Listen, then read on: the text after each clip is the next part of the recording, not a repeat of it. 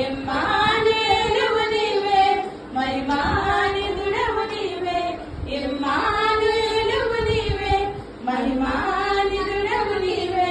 నా కన్నీ నీవేలే యేసయ్యా,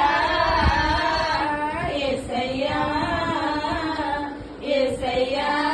శక్తి నాకు కావాలయ్యా, నీ పరలోక అభిషేకం కావాలయ్యా. ప్రార్థనా శక్తి నాకు కావాలయ్యా, నీ పరలోక అభిషేకం కావాలయ్యా. యేసయ్యా కావాలయ్యా, నీ ఆత్మ అభిషేకం కావాలయ్యా.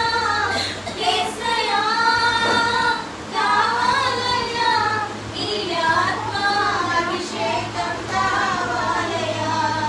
ప్రార్థనా శక్తి నాకు కావాలయ్యా, నీ పరలో నమ్ముకున్నాను, నీ వంటి వారెవరయ్యా. నిన్నే నమ్ముకున్నాను, నీ వంటి వారెవరయ్యా. నీవే ఏదైనా చేయాలంటూ నీ కార్యాలకే ఎదురు చూస్తున్నాను. నాకు న్యాయం నాకు తీర్పు తీర్చుము. ఏమీయు సందేహింపకుండా యెహోవాయందు నేను నమ్మిక ఇచ్చి ఉన్నాను. యెహోవా నన్ను పరిశీలించుము, నన్ను పరీక్షించుము. నా అంతర్యంద్రియములను నా హృదయములో పరిశోధించుము. నీ కృప నా కన్నుల ఎదుట ఉంచుకొని ఉన్నాను. నీ సత్యమును అనుసరించి నడుచుకొనుచున్నాను.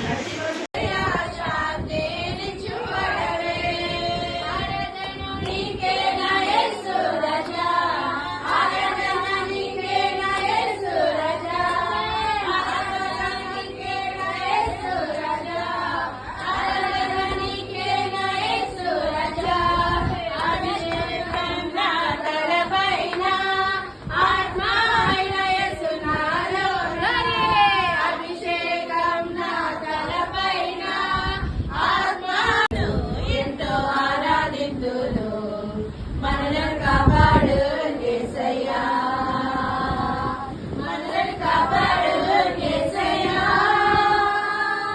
మనలను కాపాడు, మనకు తగలనియాడు. రాత్రి వెన్నెల తప్ప మనకు తగలనియాడు. పగలు ఎండ తప్ప మనకు తగలనియాడు. రాత్రి వెన్నెల తప్ప మనకు తగలనియాడు.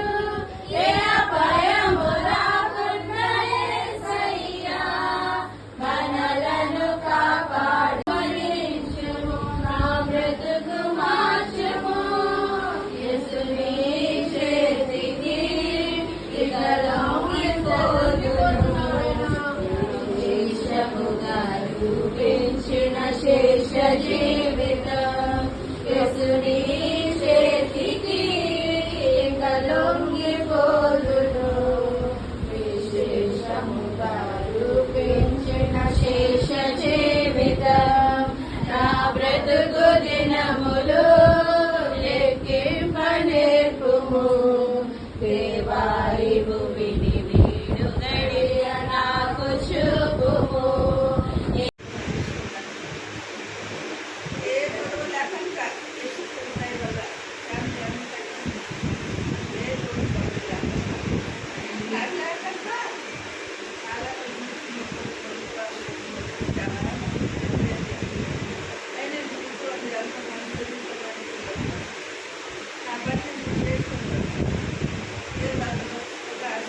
ఆమేన్.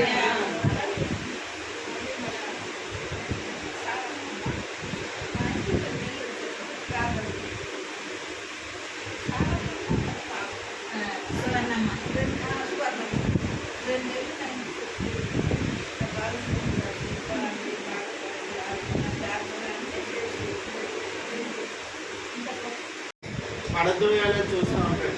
మనల్ని పాడు చేయాలని చూస్తూ ఉంటాడు. మనం ఆదినే చూస్తాం, ఆది కాండం నుంచి ఆదాము అవ్వ వాళ్ళనే సాతాను ఎన్నో రకాలుగా. అయితే మనం చాలా జాగ్రత్తగా ఉండాలి. అయితే చిన్న వాటిని చదువుతున్నాండి దేవుని గ్రంథం నుంచి. 1 పేతురు 5వ అధ్యాయం 8వ వచనం.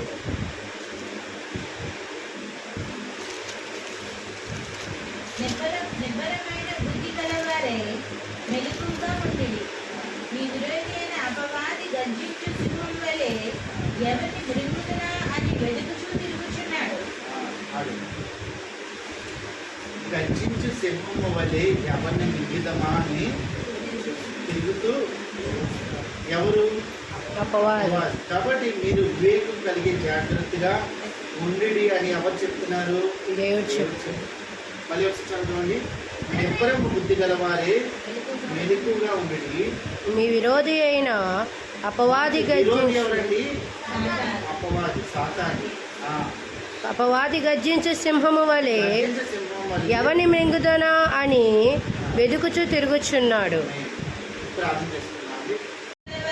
నిబ్బరమైన బుద్ధి గలవారే మెలకువగా ఉండుడి. మెలకువగా ఉండండి. యేసు ప్రభు శిష్యులతో మాట్లాడేటప్పుడు మీరు మెలకువగా ఉండి ప్రార్థన చేయండి, అపవాది మిమ్మల్ని శోధించకుండా, మీరు శోధనలో పడిపోకుండా మెలకువగా ఉండి ప్రార్థన చేయండి అని యేసు ప్రభు తన శిష్యులతో అనే మాట కూడా మనం వింటాం. అయితే ఇక్కడ 1 పేతురు 5వ అధ్యాయం 8వ వచనం చూస్తే నిబ్బరమైన బుద్ధి గలవారే మెలకువగా ఉండండి. మీ విరోధి అయిన అపవాది మీ విరోధి అయిన అపవాది గర్జించు సింహం వలె ఎవరిని మృంగుదునా అని వెతుకుచూ తిరుగుచున్నాడు. గర్జించి సింహం వలె ఎవరిని మింగుమా అని. కాబట్టి వివేకం కలిగి మీరు ప్రవర్తించండి, వివేకం కలిగి మీరు ఉండండి. కాబట్టి అపవాది ఎవరిని ఎలాగ పాడు చేయాలో వాడికి బాగా తెలుసు, ఎవరిని ఎలా పడద్రోయాలో వాడికి బాగా తెలుసు. అయితే స్త్రీల్లో చాలామందికి అందం అనే ఒక మోజులో పడిపోతూ ఉంటారు. లేకపోతే